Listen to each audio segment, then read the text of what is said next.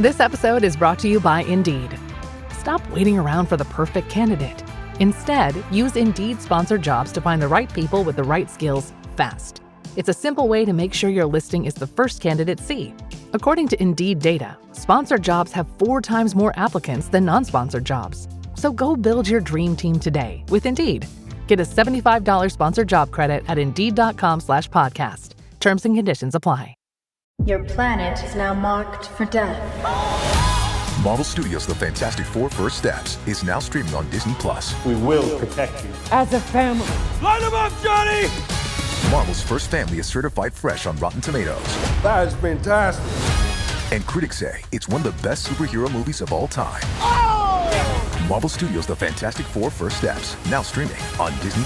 Rated PG-13. What time is it, Ben? It's clobber time!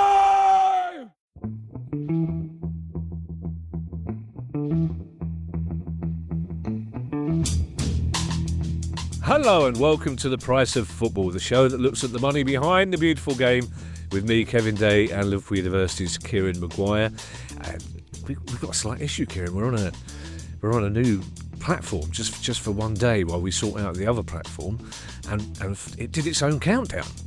It did your job for you. It counted us in, and I was confused. You looked baffled, and we didn't start when it told us to start. And not only that, Kieran.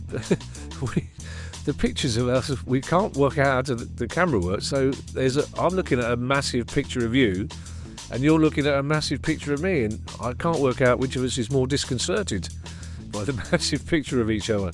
Oh, yeah. It could be me, because you're not staring at the camera. You're looking off wistfully. It's a bit like a China Crisis album cover.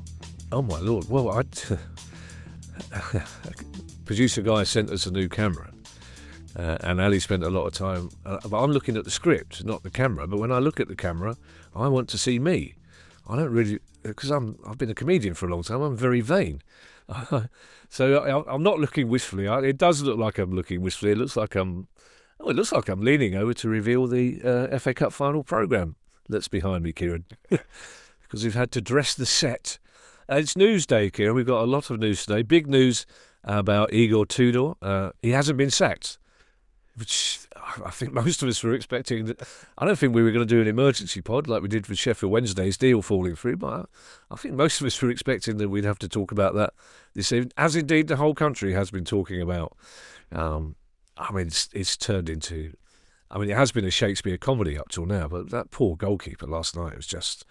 I've never known a reaction like it across the country. I've never known a whole nation feel more sorry for one footballer. Maybe Peter Bonetti back in 1970, I don't know, but that poor sod. I couldn't think of a football finance angle for it, Kieran, but we both need to get it off our chest like the rest of the nation has done.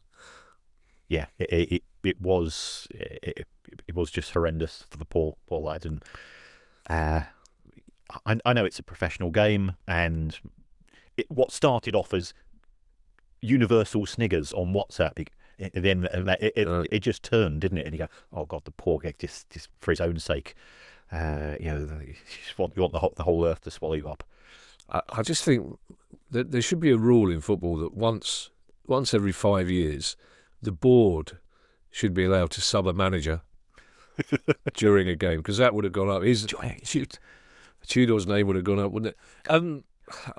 A story or a double story that's got just as much traction on social media, Kieran, as you'd imagine, is about ticket prices coming out of Manchester United and Newcastle United, and as you can understand, both fan bases not particularly happy. That's right. Both Manchester United and Newcastle United have increased season tickets by 5%. Now, that is substantially faster than consumer prices. You then have to... we always say, that's the what, what's the why.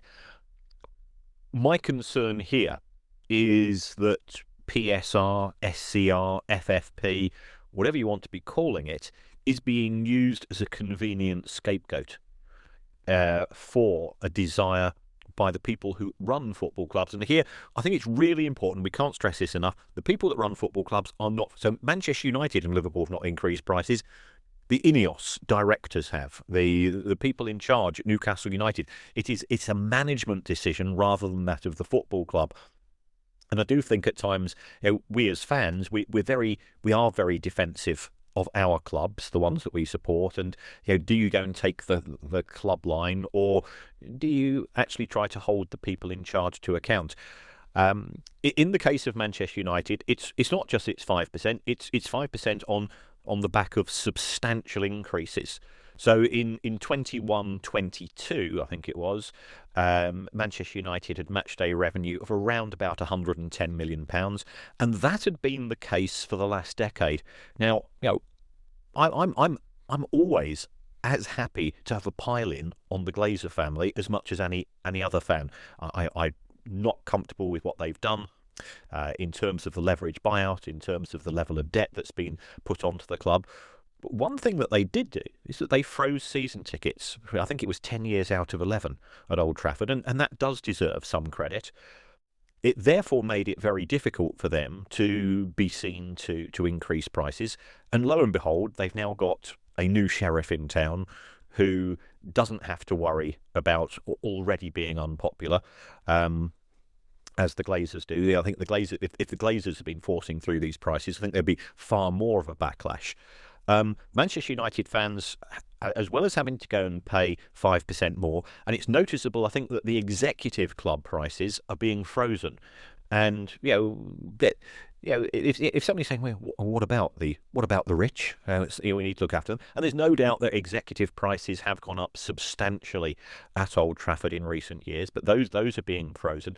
And the other thing, which I think is of note, is that 600 fans are being relocated.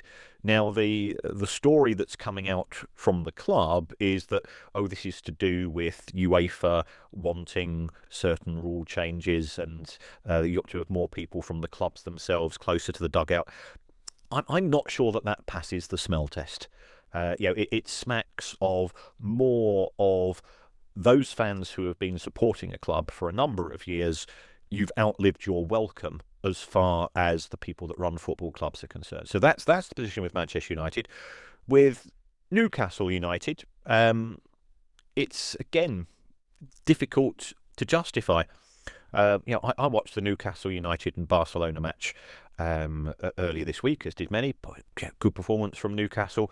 They're coming out and saying, "Oh yeah, it's nothing to do with us, Gov. Nothing to do with us. It's all of those big horrible people that voted in the cost control rules, which means Newcastle United. They voted in those rules. And therefore to try to scapegoat PSR isn't the right course of action. There's no doubt that Newcastle want to be competing in the Champions League on a regular basis, and on the back of that, they will become more and more successful. But Newcastle had matchday revenues of around about £50 million in 2024. If you increase that by 5%, that's an extra £2.5 million. If Newcastle United finish 8th instead of 9th, they get £2.6 million. So if Newcastle United win one match in the group stage of the Champions League, they get €2.1 million, which is... So can you see that the numbers involved don't actually make a huge difference to Newcastle in terms of increasing these prices? They do make a fair amount of difference. People are finding life tough at present. There's no doubt that inflation has been far ahead of expectations over the course of probably the last 5 to 6 years, and everybody's tightening belts. And this is where I think the FSA's slogan "Stop exploiting loyalty" really comes in, because your season ticket is the next thing that you will protect after feeding the family, putting a roof over the heads, having to go and pay the necessities. Football, it's a bit like the fourth emergency service. You remember the AA used to have that advert? Well, after your key wants, your key needs, this is the one thing which you don't want to sacrifice. And I think football clubs are fully aware of this. And Manchester United know that there's a long line of people willing to replace season ticket holders. And in fact, Manchester United are quite happy for season ticket holders to simply disappear, because it allows them to sell more tickets to the broader fan base, who will spend more money on individual tickets than the course of a season ticket divided by 19 matches. So it's not justified by economics, in the sense that football fans of both Manchester United and Newcastle they put up with some fallow years, both sets of fan bases. They've been vociferous, they make noise, they create the atmosphere at football, which is part of the product, and now they're being told, thanks very much, guys, we want you lot to disappear because we want to replace you with people who have greater wealth. A short-lived comedy website once tried to sell itself on the basis that comedy was the fourth emergency service, until most people, it's like, frankly, when I was lying at the bottom of my stairs, moaning in agony, I was far more likely to phone an ambulance than Jimmy Carr.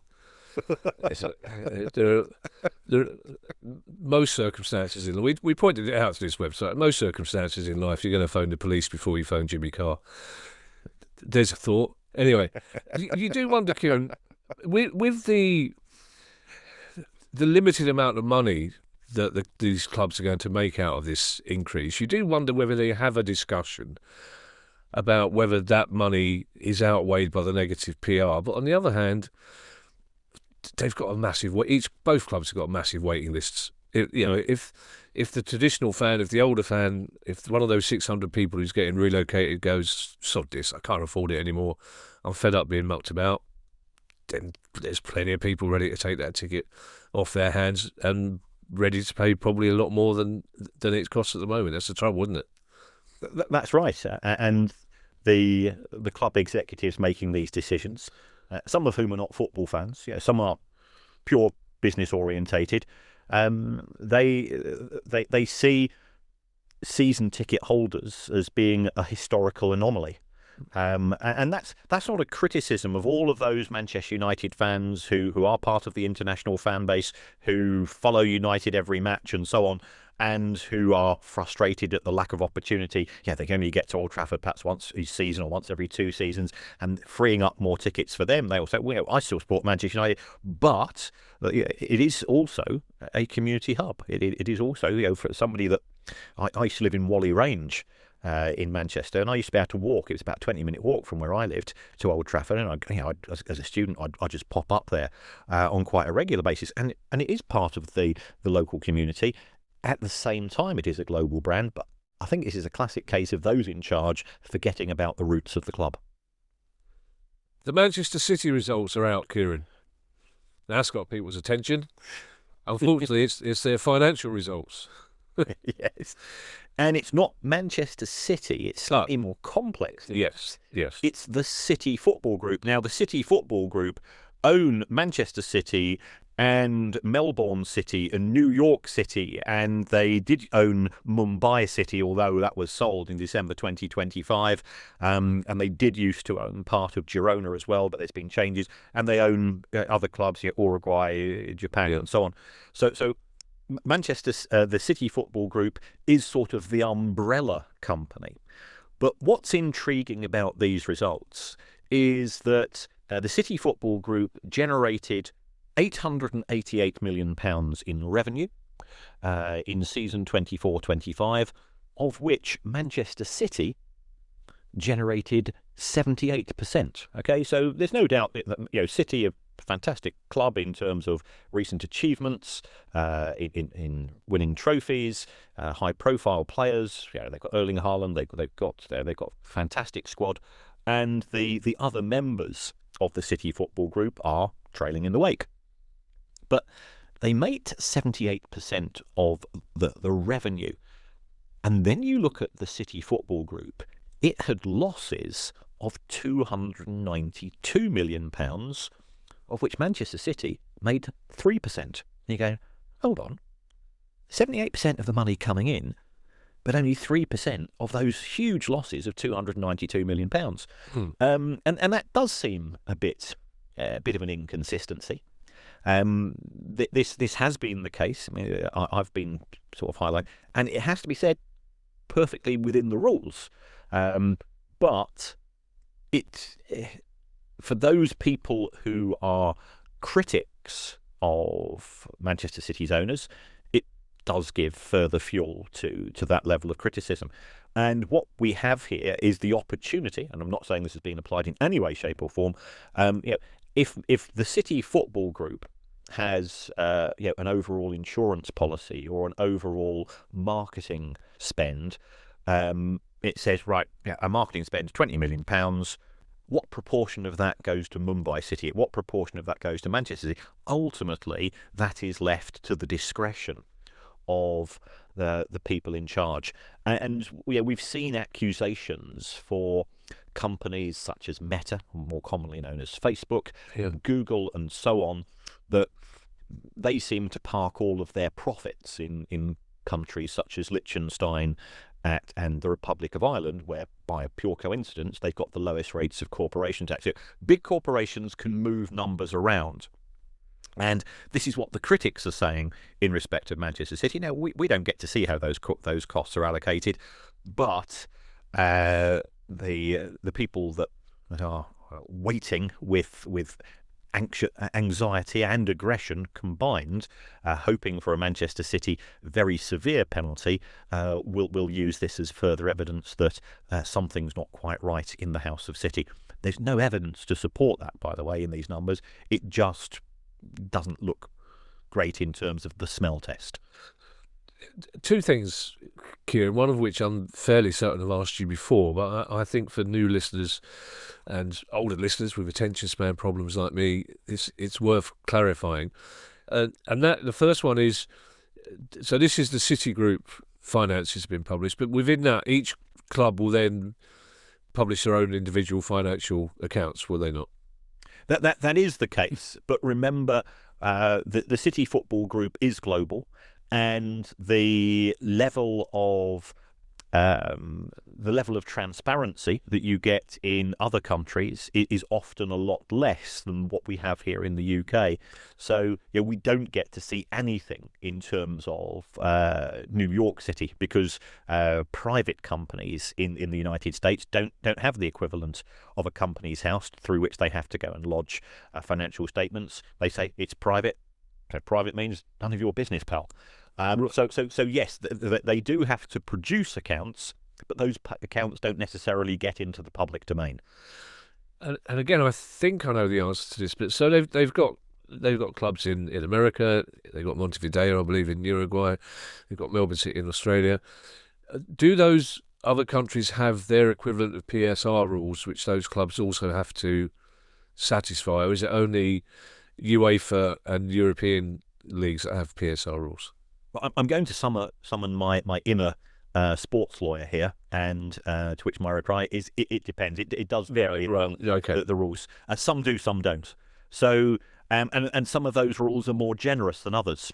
So as a consequence of that, parking losses in some of those clubs could be more beneficial overall than if you didn't have an MCO. Yeah, I'm sorry I missed your interview with our sports lawyer. It was very good. I was toiling on an anti-grav treadmill at the time, which is not as much fun as it sounds. I feel I was expecting something more Wallace and Gromit than NASA, to be perfectly honest, and it was fucking hard work. Staying in the Northwest, Kieran, Liverpool's accounts also published. Yeah, in my opinion, Liverpool are one of the smartest operations from a business perspective, as well as being very successful on the pitch.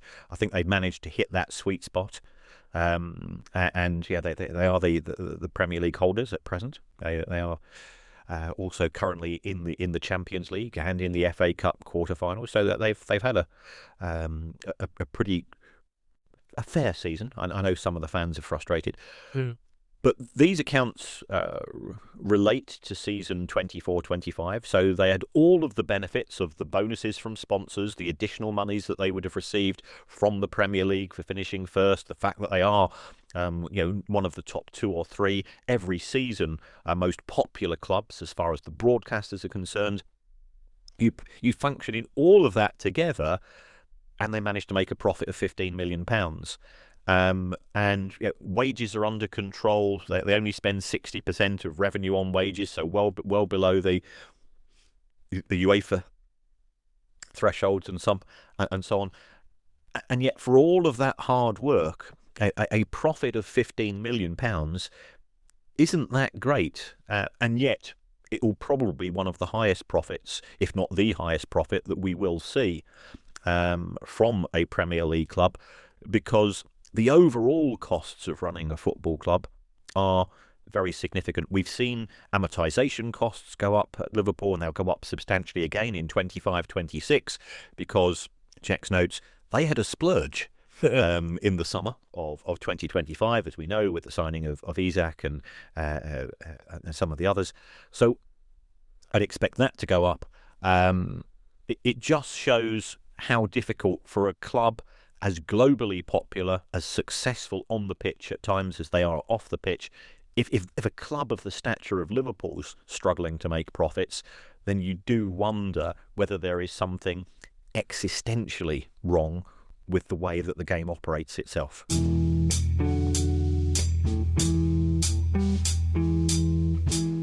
didn't start a business just to keep the lights on. You're here to sell more today than yesterday. You're here to win. Lucky for you, Shopify built the best converting checkout on the planet. Like the just one tapping, ridiculously fast acting, sky-high sales stacking, champion of checkouts. That's the good stuff right there. So if your business is in it to win it, win with Shopify. Start your free trial today at shopify.com/win.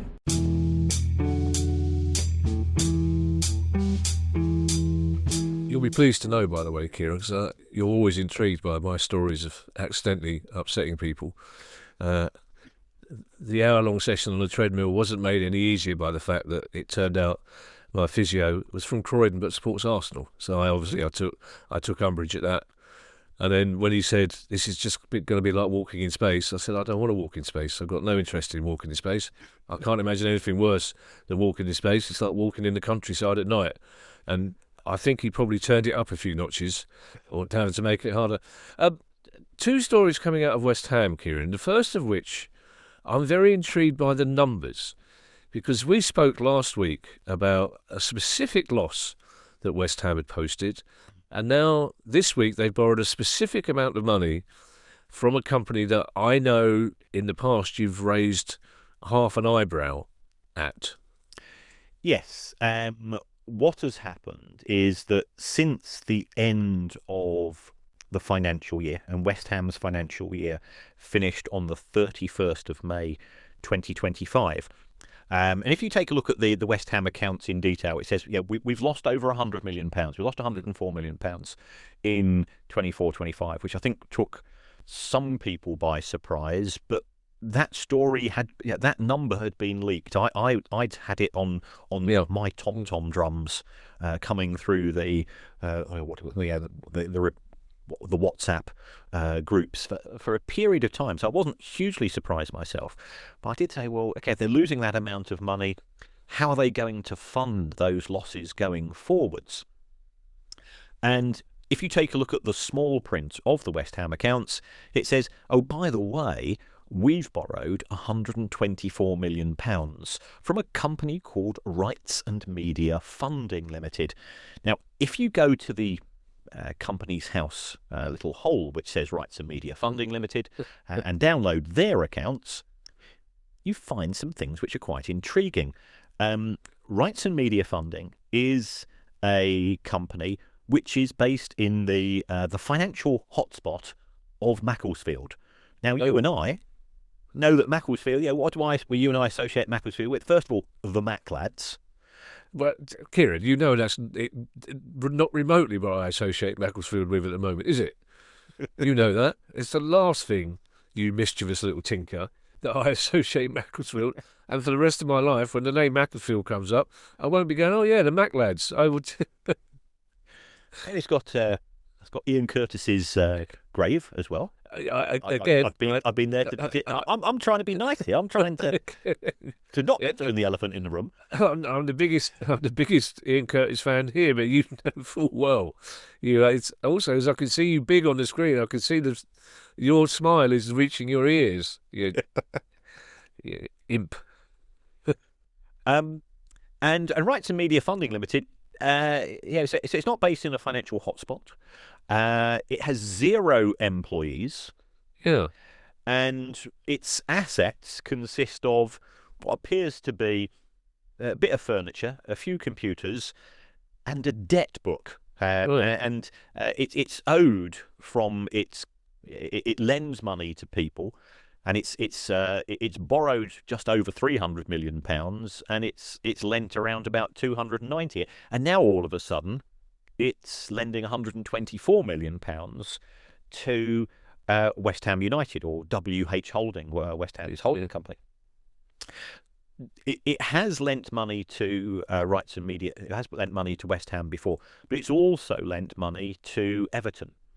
And it lent that money to Everton when Everton was in a position of financial distress. So you as soon as I go onto social media and say Rights and Media funding, Everton fans rightly say, we had our trousers taken down because Rights and Media funding will lend to you when Santander and Lloyds and Barclays say, sorry guys, we're not going to do it.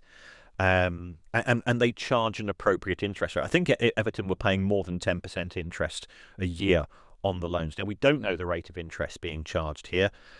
And you might be saying, well, how can Rights and Media funding lend money when it doesn't have anything itself? It borrows money, and this is where I think it starts to get intriguing. It looks as if Rights and Media funding is borrowing money from Bermuda and or the likes of British Virgin Islands, the Cayman Islands, and so on. Now, the company is associated with a guy called, I think it's Michael Tabor, who himself is a West Ham fan, by all means. That's the story that's doing the rounds. So it could be that he's lending money to West Ham through this company, and it's beneficial from tax reasons. And it could be that West Ham have actually managed to seal a fantastic deal and pay a low rate of interest. But we're not getting transparency from the club any more than this small note. And what is that money secured on? Because West Ham don't own their own stadium. So if you lend £124 million to somebody, and they say, well, if you don't, you get Harry the Hammer, or whatever he's called, or we've got training facilities, but they're not worth 124 million. So it just seems a slightly unusual avenue to go down.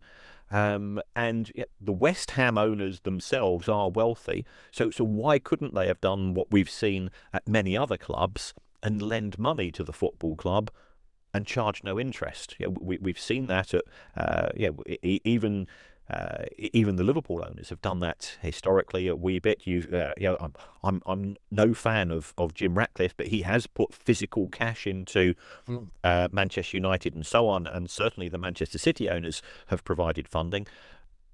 There doesn't appear to be any indication of this at West Ham, and they're going to a third party. So there's nothing illegal about this. Just because Rights and Media funding have no employees and themselves are borrowing from tax havens, nothing of that is illegal. It just, at a time when football's under a lot of scrutiny, makes you feel slightly uncomfortable. If it's the same Michael Tabor, then he was involved in horse racing at a very high level. He owned some very, very good horses. I believe he was part of the syndicate that owned Rock of Gibraltar. The argument over whom caused Alex Ferguson to leave Man United. What I don't understand about this story, Kieran, regardless of the pedigree of Rights and Media Funding Limited, is that when we discussed this story last week, West Ham announced that because of this £104 million loss, regardless of which division they would be in next season, they would be selling players. They would have to sell players come what may. That triggered a huge backlash from West Ham fans, very unhappy that the story they were sold of the sunlit uplands of the new stadium isn't coming true. I know they won a trophy. Why would they make that statement then, knowing that this money was already there to cover that loss? Or has this loan been done at such a short-term thing that it's a response to the negative criticism? Because I don't understand, if they already had it in place, which I assume they must have done if it's in the accounts and it's in Rights and Media Funding, why would they make that statement saying that we have to sell players come what may? Because clearly now they don't. Yeah, I think we're entering the twilight areas of public relations here. Right. If the fans have an expectation that 4 or 5 players are sold in the summer, and you sell just 1 or 2, you can actually present this as a victory. As actually, we've worked our trolleys off, and we've not had to go down that particular route we most feared, and so on. So it's a classic case of don't overpromise and underdeliver. You effectively try to do the opposite, and on that basis, if West Ham's 1 or 2 of the better players leave in the summer, West Ham fans, I thought it was going to be far worse. So we'll see how that develops. If they sell Jared Bowen, Kieran, there's going to be jelly deals going all over the place. Danny Dyer will be going clock-faced. Meanwhile, the West Ham manager, Nuno Espirito Santo, is making a fair fist of overhauling Tottenham, and he'll be delighted if that happens. He's also making a fair fist of an argument with his previous club. Yes, we did have Nick on the show earlier this week talking about the resolution, how our deals resolved between clubs when they dismiss a manager, and normally, as Nick Humphreys said, the League Managers Association becomes involved, and things can be resolved. Ideally through a quick bit of mediation.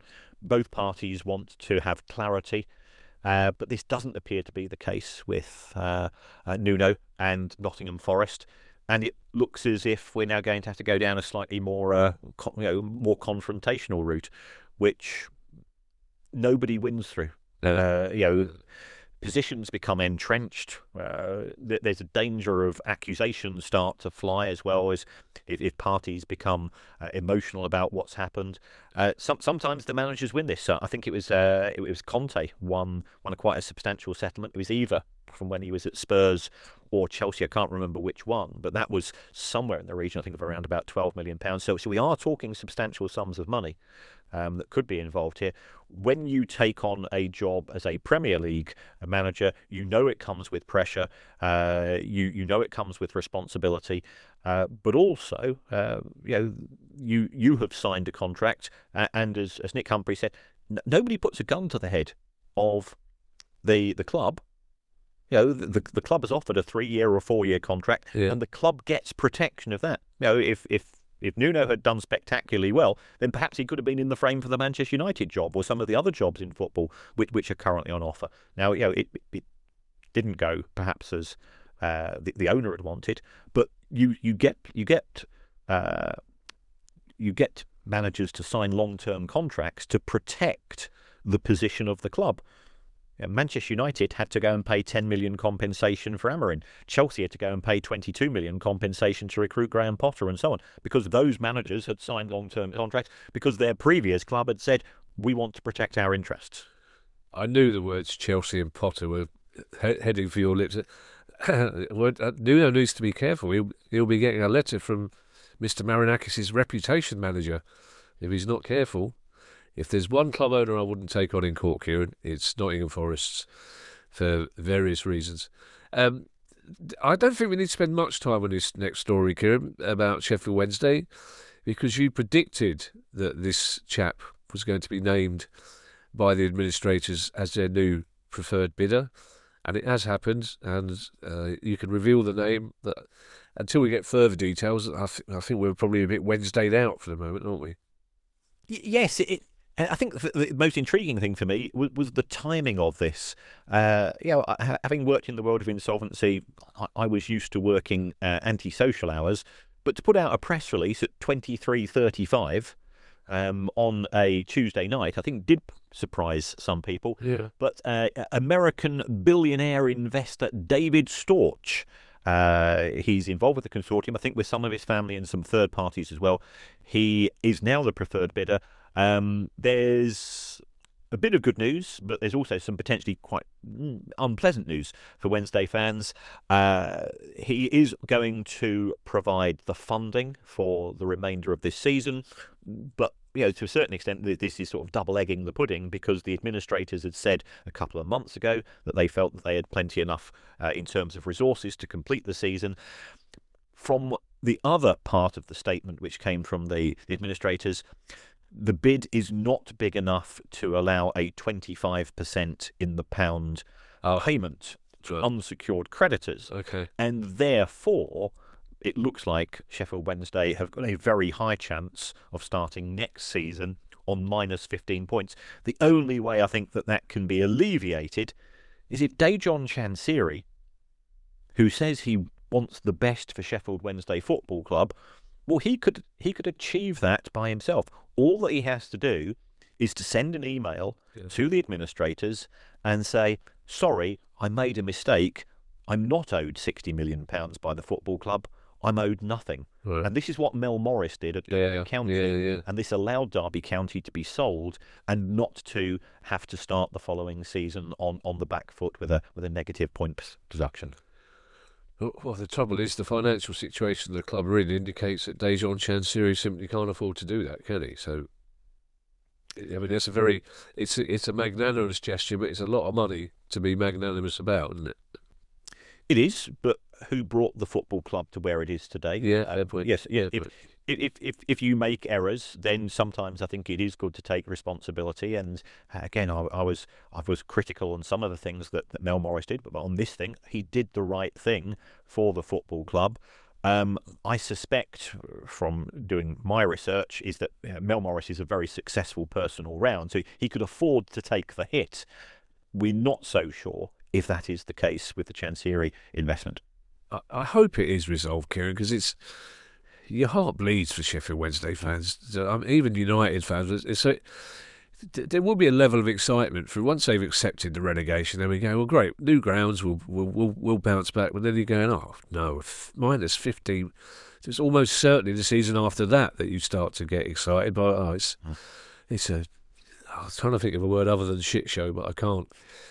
It's like every comedian's dream, every comedy writer's dream is to find something that's like a roller coaster, but isn't a roller coaster, or like Strictly Come Dancing. Stop saying journey, but there's very, but there's very few other words that fit. Again, this is anecdotal evidence, Kieran, but I think since we first started this pod, far more of our stories involve legal action for money than they did at the start. And these next two stories, different ends of the country. That first one is on the south coast, Southampton. Yes, I think it was in 2021. Southampton FC signed a 10-year catering deal with a company called Gather and Gather, which is unusual words. I don't know, but. Then, at the end of last season, by all accounts, Southampton decided that they were unhappy with the level of service. I don't know whether there have been complaints about the quality of the catering. Gather and Gather were the catering partner. And they therefore have signed up with a new catering partner to go forwards from the current season onwards. And statements lodged, because that's what you do for legal claims, documents lodged from the legal advisors of Gather and Gather have put in for a claim for £3.2 million in compensation. Well, that's a lot of pies. Yeah, it is a lot of pies. And they say it's breach of contract. We had a 10-year deal. As far as we're concerned, we've done nothing wrong. So we don't know whether this will go as far as court. We don't know whether this is a bit like firing the proverbial harpoon across the bows of Southampton with a view to try to extract an out-of-court settlement, which is one of the things we've learned from talking to all of our legal friends. Mediation, negotiation is far cheaper, far quicker than going to court, and this could be part of a broader strategy from the former caterers. I say that's a lot of pies, Kieran. At Brighton, it's about 10 pies. I presume, as a good true South London, Gather and Gather, that's Gavver, is it? Yeah. York City, not a club we talk about a lot, except when they're being unfairly treated by the playoffs. But they're the other club with some legal action going on here. Yes, so there was a there was a sale of York City a couple of years ago, and the club was owned by a guy called Jason McGill, and he's a former chairman. He says he's a lifelong fan as well. He bought the club from the Supporters Trust in 2006, and then he sold it. He moved on, and as a result of that, he's decided he's not happy. He feels that there's something outstanding that has not been paid by the looks of things from the new owners. And on the back of that, he's issued a writ. Now he's told the local York Bugle or whatever it is that he can't go into any more details. The lawyers. But it does look like there's somebody saying I've sold the club and I want some more money from it. I mean, I think the last time we spoke about York City, it was to do with their kit. Remember, they used to have that kit in the 1970s with the big Y on it, and it was one of the coolest kits on the planet. Any kit that's maroon and white, really, I just love a maroon and white kit. And that white. Yeah, the only other thing I think on York City really is that Guy Mowbray, the BBC commentator, is a massive York City fan. Oh, cool. But they're one of those clubs, York City. It's like Hereford. Hereford should be in the league somehow. So York City should be in the league somehow. I don't know. It's just not.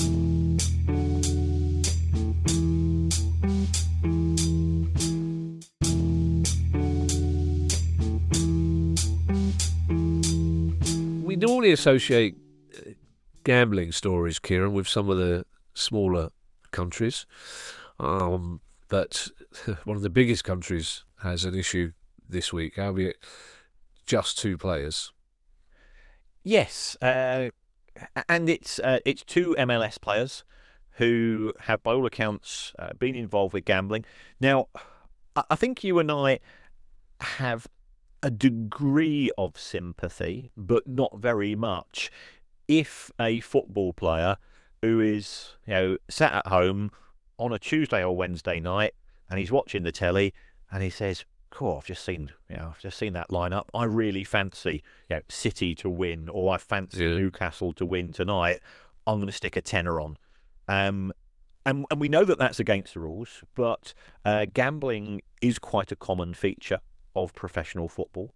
You've got people who A, have disposable wealth, B, who are used to adrenaline through playing football, and the adrenaline surge that you can get from gambling. And I'm not saying you should gamble for adrenaline. It's not ever a good combination, except for the bookies, because you make decisions and you place bets which are not necessarily logical. But I've always had a little bit of sympathy for football players. Say, "Oh yeah, well, I'm in the Premier League.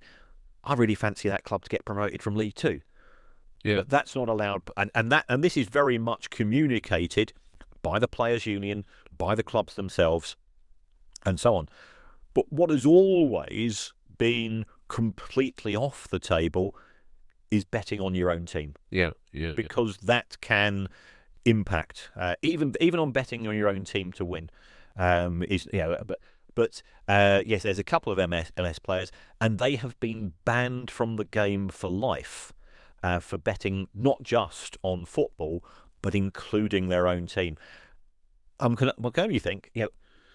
Who has been advising them? Surely, again, their union, the clubs themselves, the message should have got through, and why hasn't it got through? So I'm not condoning what the players have done.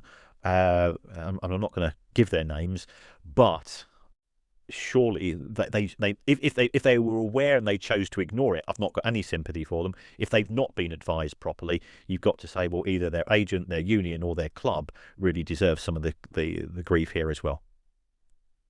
I agree. I fully agree with you in a way. Some of my sympathy does go to the players, especially the young ones. But there are loads of things you can gamble on. Exactly. There are loads of things you can gamble.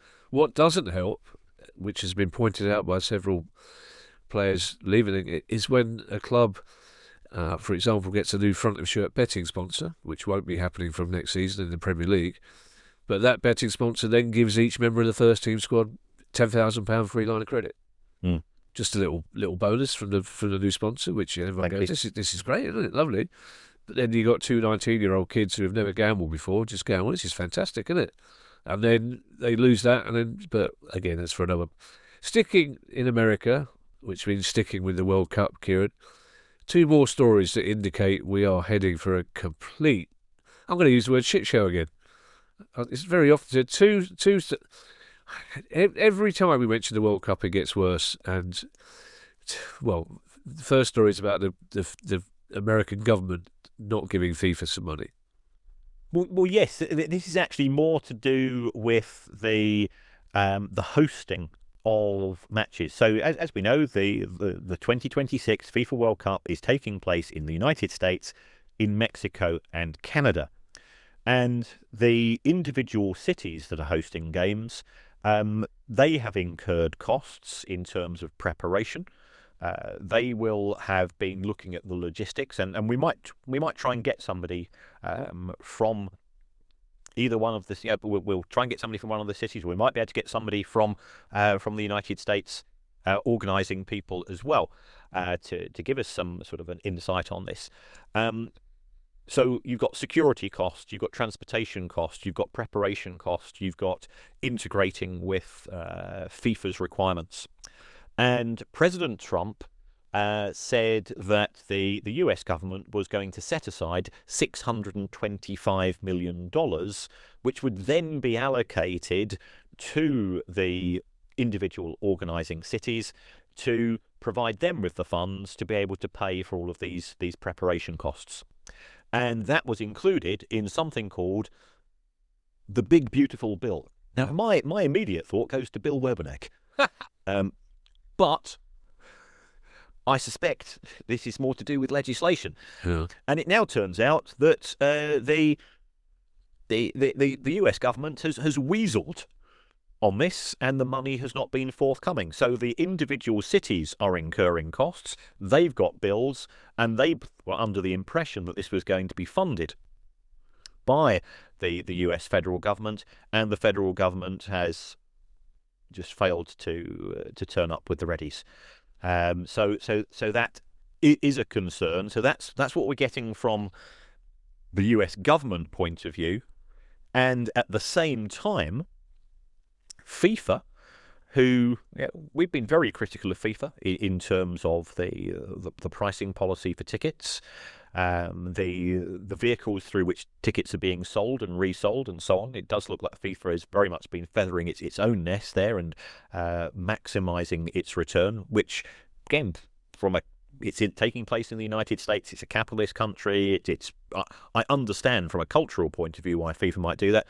But it also appears that FIFA has cut over $100 million from its own budget for the World Cup. So, I can guarantee that five-star hotels for FIFA executives are unlikely to be affected. So is anybody from FIFA listening worrying, am I going to have to go and, am I going to have to go for a Premier Inn in Boston? I think you'll probably be okay. But some of the other costs being incurred by FIFA, it looks as those have been impacted. And $100 million over the course of that month, that is going to be in terms of preparation, communication, marketing, and so on.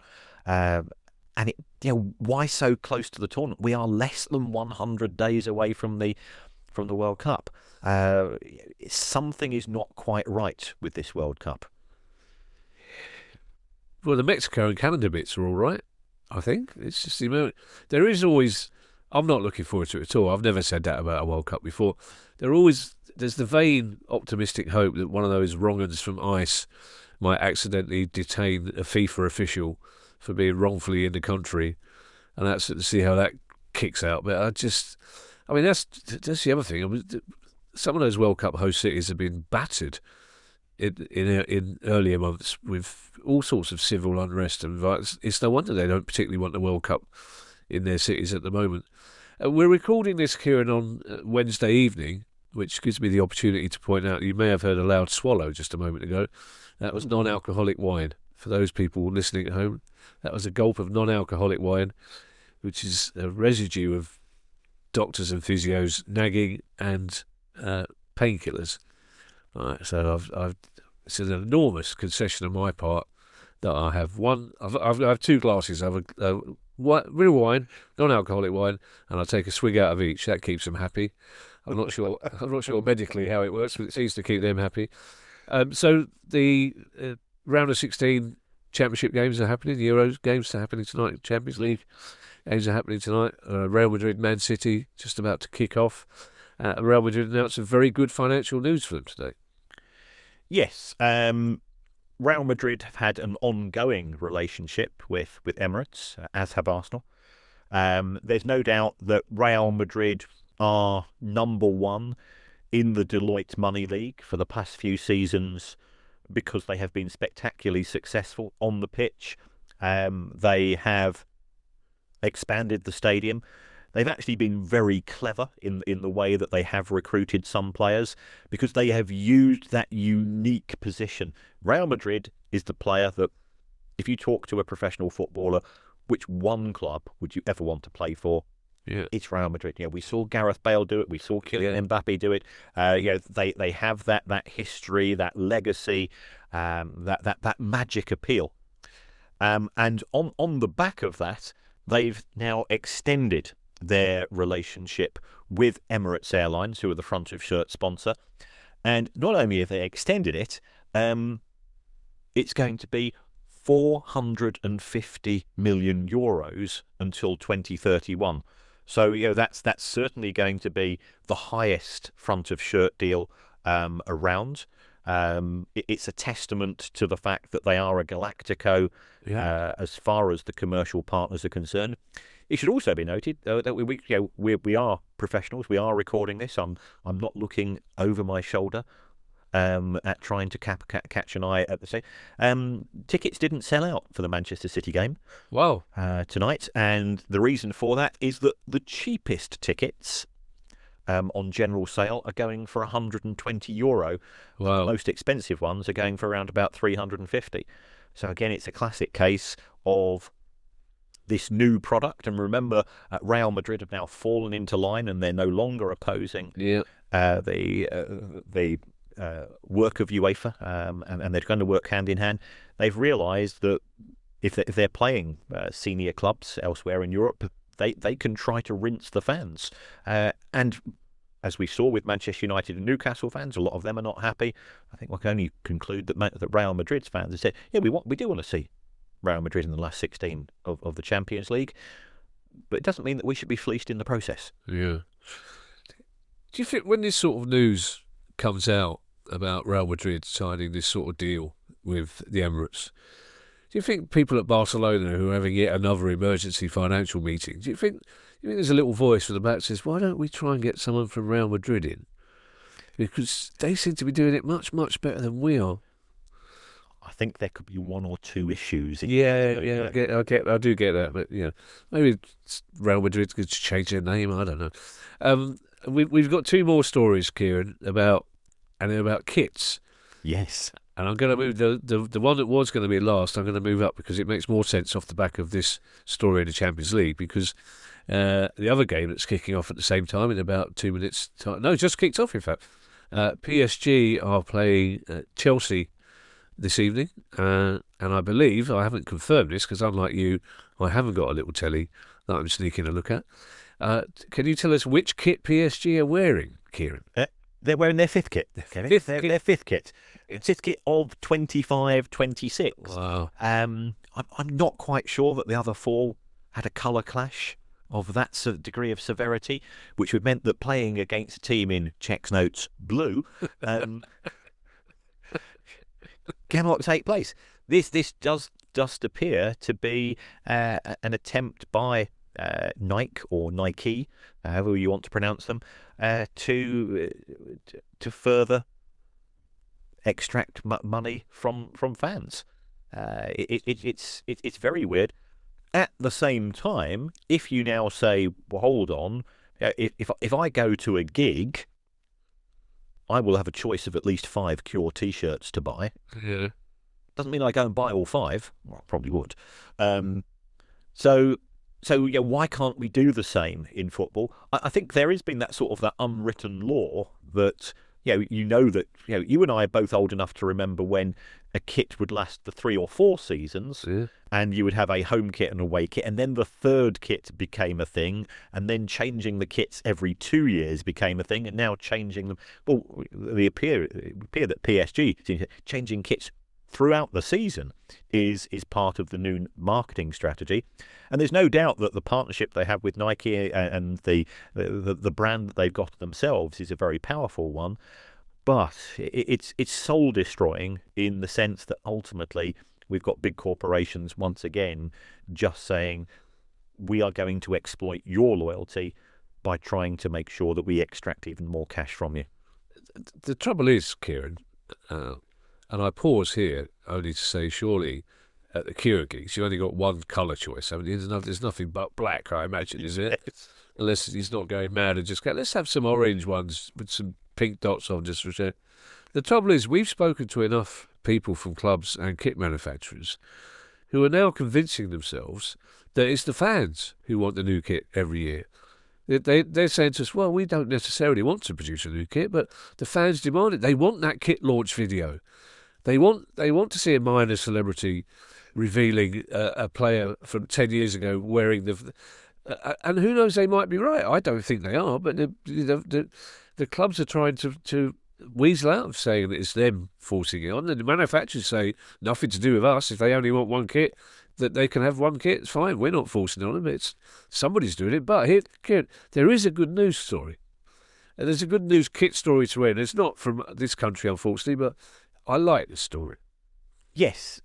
And again, the cynic in me, is having just read that PSG story, says, actually, I love this, but at the same time, it's a good little earner on the side. Yeah. On the weekend of the 12th of April, I have no idea why the 12th of April, but the clubs in the top 2 divisions of La Liga will wear vintage kits. Ooh. Now, I know you've got some which you hold very much to your heart, and one would presume that these will either be auctioned off afterwards, or there could be a sort of 7-day window for fans to buy them.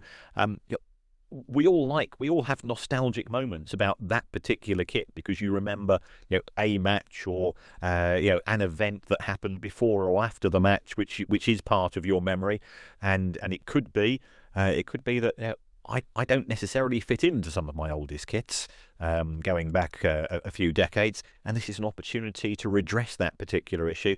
But I think it's quite a clever initiative, and I like the fact that everybody in La Liga is buying into it at the same time.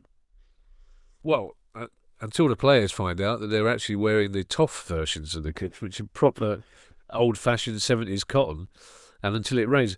Somebody sent me the other day, Kieran, just for...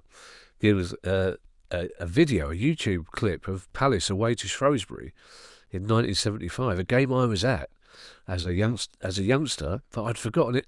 It's my all-time new favourite Palace away kit. It's all white, pure white, little tiny collar with the eagle slap bang in the middle of the chest, nothing else. Numbers, eagle in front of the chest, all white. It's beautiful, thing of beauty.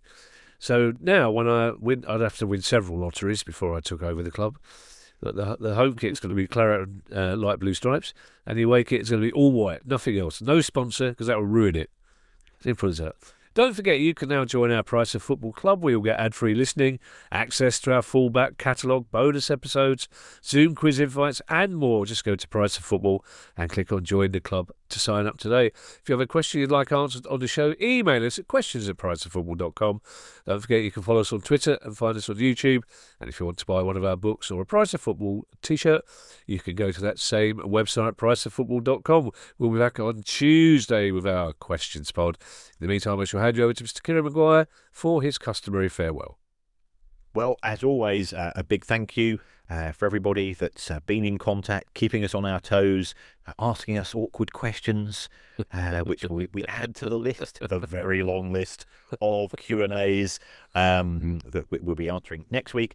And also very much a big thank you to club members. We'll be sending you out notice in the next couple of days of when our next club night is going to be, where again you get that shortcut to ask myself and Kevin those questions which are not in the pile, and sometimes those questions which we can't answer. Yeah. We are under the misapprehension that if we're just having a chat with some mates on a Zoom call, it's not libelous. That has not yet been tested. Some of our friends, some of our secret lawyers have given me the cutthroat signal when they've been on those. But it's never stopped us, has it, Kevin? It's never stopped us. We really do rely on the discretion of our club members. So, Yes. if just one single one of them decided to tweet some of the things we say at those club meetings, we would be in big trouble, wouldn't we? Not just with lawyers, with Ali and the Baroness as well. Yeah. Oh, basically. Yeah. Yes. But there's another way you can support the show, which won't cost you any cash. You won't get you won't get that direct debit or standing orders having to go out of your account, and that's to give us 30 seconds of your time. Just pop onto the app which you use to listen to us, and in honour of Kevin Day being in an anti-gravity suit as part of his recuperation. You could even say you would rather have the show presented by Kevin Day and Buzz Lightyear to infinity and beyond. He's a great character. I'd do that. Just while But Buzz, is an all-time hero. Oh, I'm glad to hear you say that. That wasn't how I was expecting it to end, but I'd probably get fed up after a couple of minutes and say, Buzz, you haven't mentioned amortisation once. This lunatic obsession with space that you have is ridiculous. Bye, everybody. Bye. The price of football.